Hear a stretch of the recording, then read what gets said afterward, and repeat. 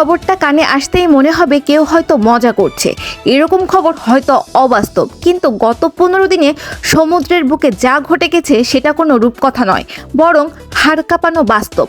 আন্তর্জাতিক আইনকে পদদলিত করে খোলা সাগরে জাহাজ থামানো হচ্ছে, অন্য রাষ্ট্রের তেল লুট করা হচ্ছে দিনের আলোতে। আর এই অস্থির মুহূর্তে বেইজিং এমন এক চাল দিয়েছে যা গত 3 দশকে কেউ কল্পনাও করেনি। ভারত মহাসাগর থেকে আরব সাগর পর্যন্ত চীন মোতায়েন করেছে 14টি যুদ্ধজাহাজ।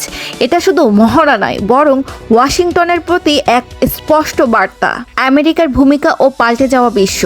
গত 7 দশক ধরে আমেরিকা নিজেকে বিশৃঙ্খলার রক্ষক দাবি করলেও এখন তারাই ভয়ের উৎস হয়ে দাঁড়িয়েছে।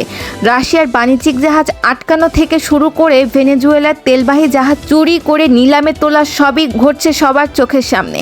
দ্বিতীয় বিশ্বযুদ্ধের পর গড়ে ওঠা সমুদ্রপথের আন্তর্জাতিক কাঠামো আজ ধসে পড়ার মুখে।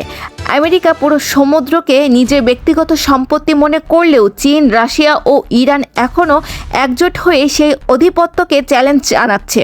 চীন ইরান অক্ষ ও সমুদ্রপথের নিয়ন্ত্রণ। চীনের কলকারখানা সচল রাখতে ইরানি তেল অপরিহার্য, তাই ইরানের উপরে মার্কিন চাপ কমাতে বেইজিং এক মুহূর্ত দেরি করেনি। ইরানের সমুদ্র তীরে এখন পাহারা দিচ্ছে চীনের অত্যাধুনিক রণতরী।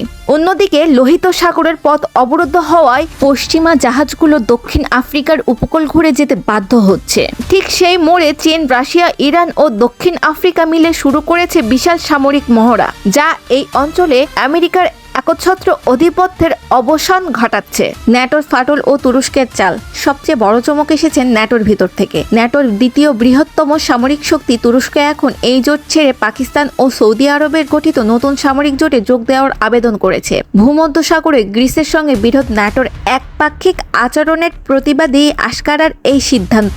তুরস্ক যদি সত্যি বেরিয়ে যায় তবে ন্যাটোর দক্ষিণ দিকটা পুরোপুরি অক্ষরিত হয়ে পড়বে, যা পশ্চিমা বিশ্বের জন্য হবে এক বিশাল বিপর্যয়।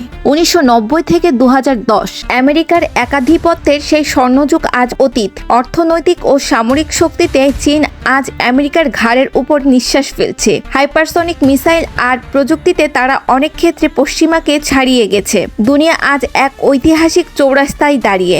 একজনের কথায় বিশ্ব চলার দিন শেষ। এক নতুন বহুমুখী বিশ্ব ব্যবস্থা গড়ে উঠেছে। এখন দেখার বিষয় এই পরিবর্তন শান্তির ফুল হয়ে আসে নাকি যুদ্ধের আগুন হয়ে। এই বিষয়ে আর কি ঘটে তার নতুন আপডেট নিয়ে আসবো পরবর্তী ভিডিওতে, তাই চ্যানেলটি সাবস্ক্রাইব করে রাখুন। আল্লাহ হাফেজ।